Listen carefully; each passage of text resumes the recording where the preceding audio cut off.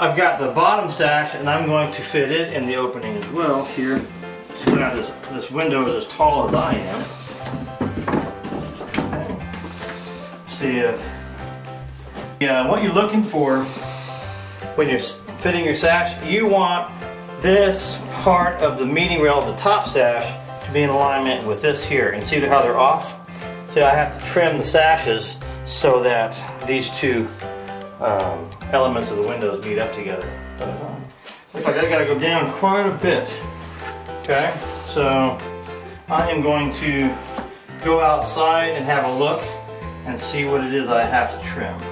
Okay, so now I've got this cool tool here called the scribe, and what I'm going to do is use the scribe to mark a line on the sash itself that's parallel to the windowsill. Okay, and this, of course, is the windowsill. So watch this.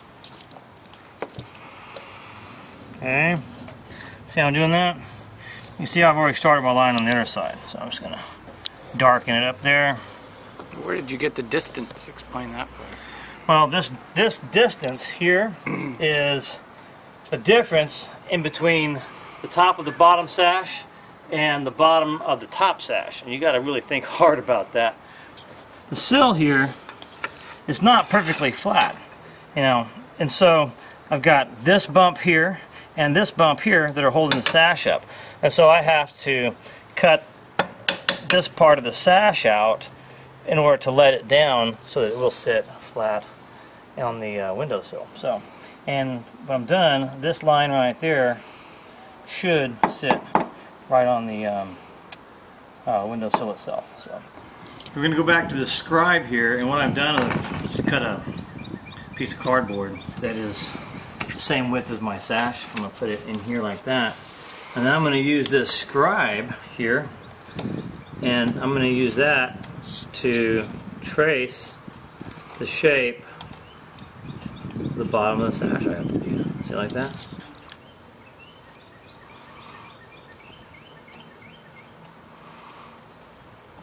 Isn't that cool? That is really cool. This is just one way to do it, Chris. It's just going to cut this shape out here. You see that? Mm-hmm. And I'm just going to put that on the bottom of my sash to my scribe point, and I'm going to trace this, and then I'm going to cut that out, and it's going to fit right down under my sill. So now you remember this line that I scribed here, okay? What I have to do now is have to line my piece of cardboard up here like that, okay, with this mark. Okay, like that. And I will then trace this.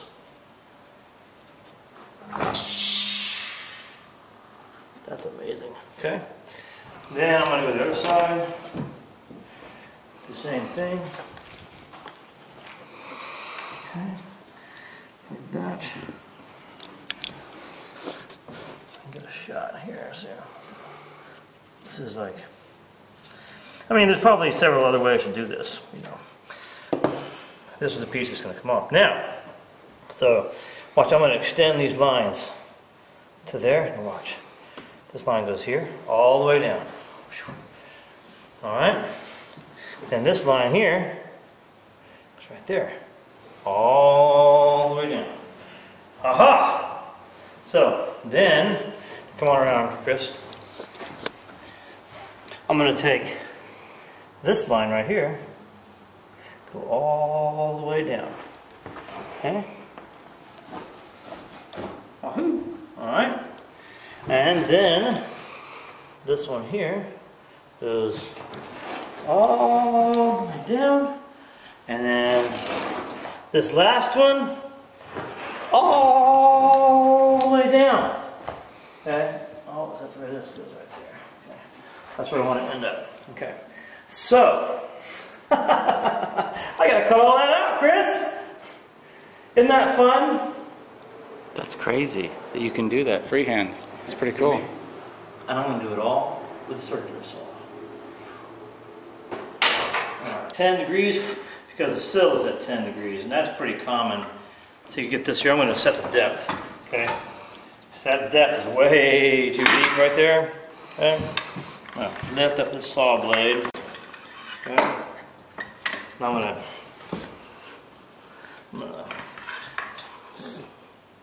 woo, okay, let's see. Interesting. Okay, so I'm going to do a test cut where I know it's got to be deep, okay? Put it right here, okay? Put it right there.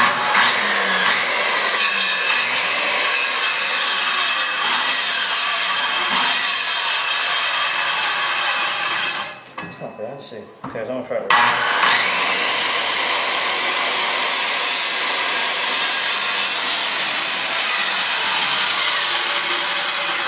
Just a hair deeper. Okay. I'm going to feel it.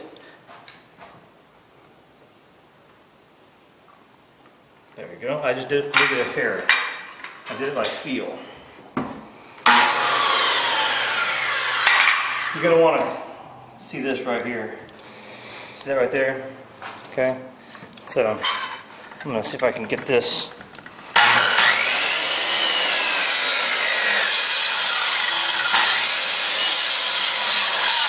Okay, it's a little bit deeper. See what I'm doing? Mm-hmm. Okay. Creeping up on it. Okay. Ah, look at that. Perfect.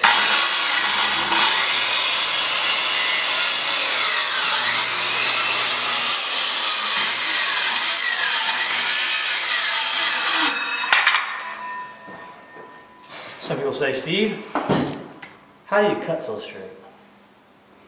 I don't know. Just do. Now I'm going to go with my second cut here. Now, if somebody, could they use a saw guide if they... Saw guide here, I typically use my finger to gauge on there. I'm going to, let's see. Huh. Ah, that's way too deep there. Lift her up. Have to creep up on this one too, I guess. See? Huh. I'm going to go for this mark right here. Okay.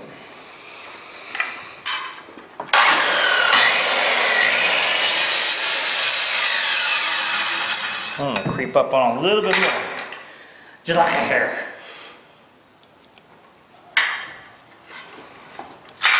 Alright.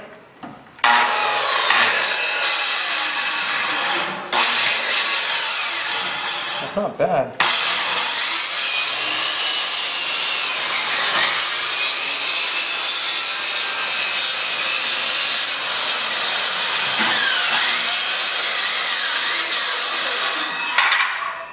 Ta-da!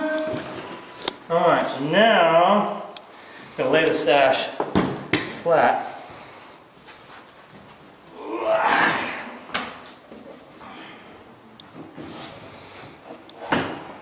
Okay, and I'm going to cut, I guess I'm going to cut what?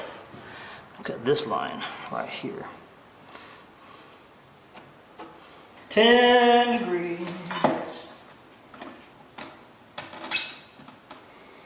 Perfect, it looks like.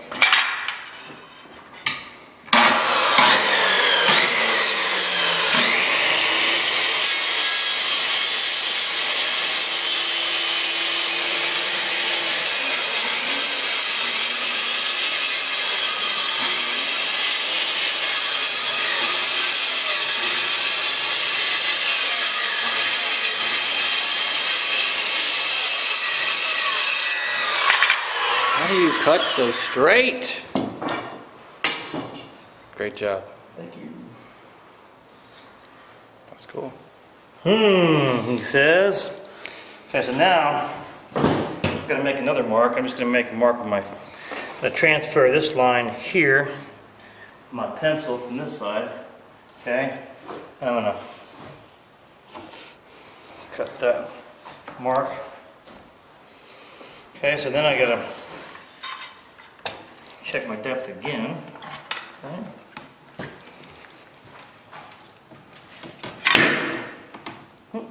A little bit more.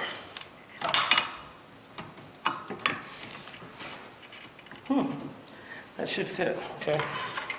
So, now it's real important to make sure that your base is sitting flat on your work. Okay, if it's not sitting flat, then your saw does this kind of thing. So, lots of things you got to concentrate on, but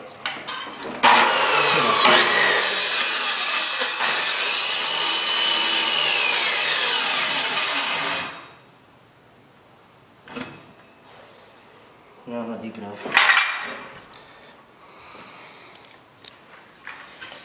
Sometimes it's better just to creep up on it, you know?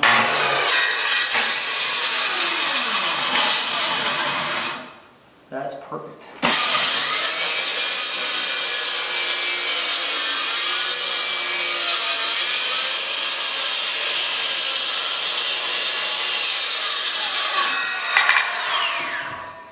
Ta-da! Okay, another step there. Okay, you can see the true mortise and tenon in there. And then I'm going to flip it one more time. I'm going to cut that guy off. Okay? And that should be pretty close.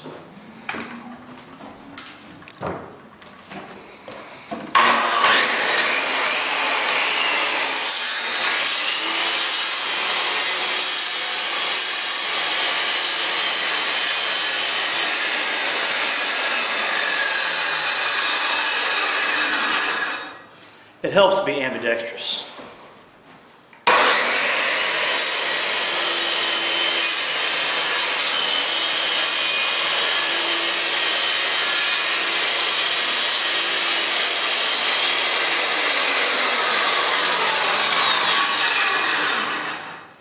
Let the saw come to a complete stop. My cord was caught up.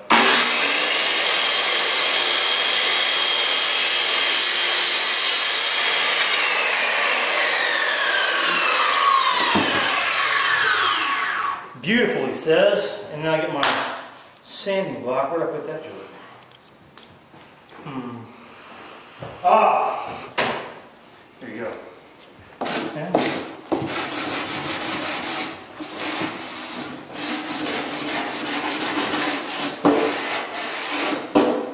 Okay. Turn it.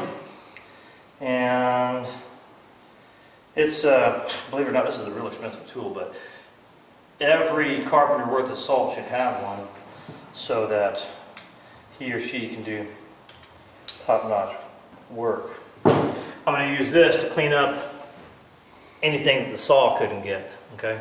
So like around over here, I've got a little lip right here. I'm going to see if I can't just clean that up real quick. I got another one right here. I'm going to see that. Okay, that I want to see. Like so. Okay. There you go. Like that.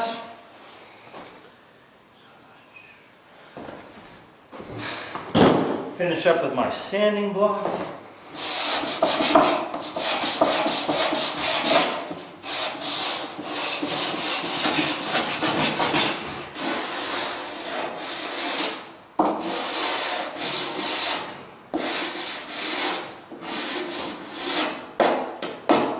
All right.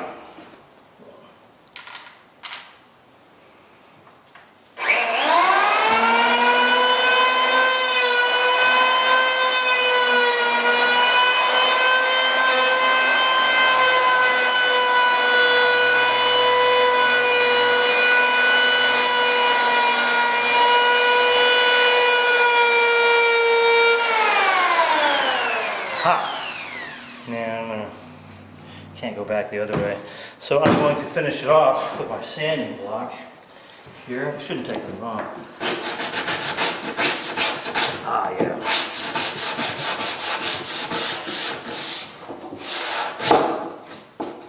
All right, now this might need one more adjustment, but shoot, it might fit first time. Okay, so I'm going to try this fit here. I'm just gonna lift it up in place. We'll see if she fits or not.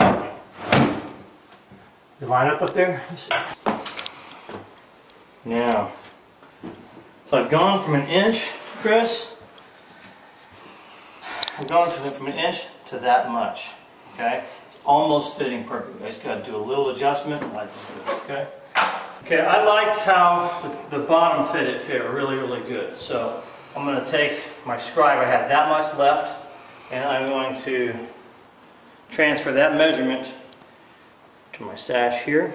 Okay, and mark that all the way down. There you go. And then I'm going to take my saw and I'm going to cut it. Wow! Alright. Now this time it's not 10 degrees. This time it's 0 degrees. Because it's going up to the top.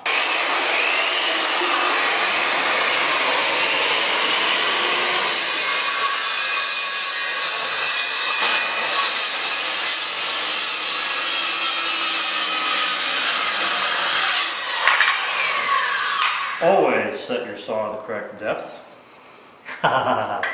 Alright, that always helps to make the cut in one pass.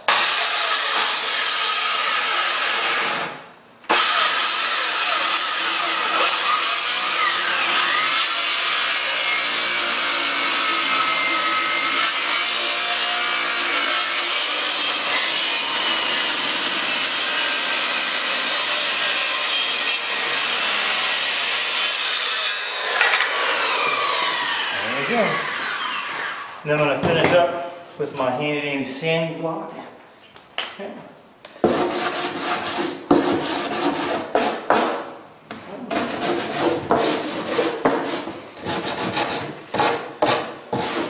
Put this right in right there.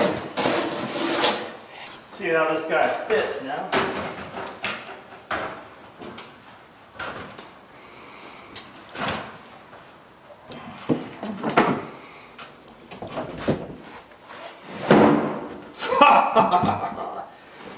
I love it.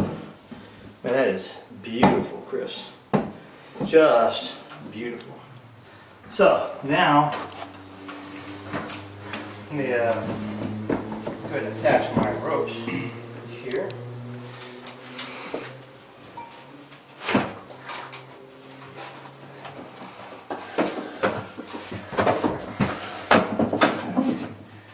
Look at that. Oh boy, that's opening and closing really, really nice now. Hang on. See it, close that down a little bit. That is beautiful. Now, the cool thing about that is, Chris, is that there's just very few tools, barely even a measuring tape. You know, we use the little scribing tool here, a circular saw, a plane. We made ourselves a template to go in like that, and sanding block. That's all we needed to get it done. So, Steve Quillian, window nerd, wood window makeover.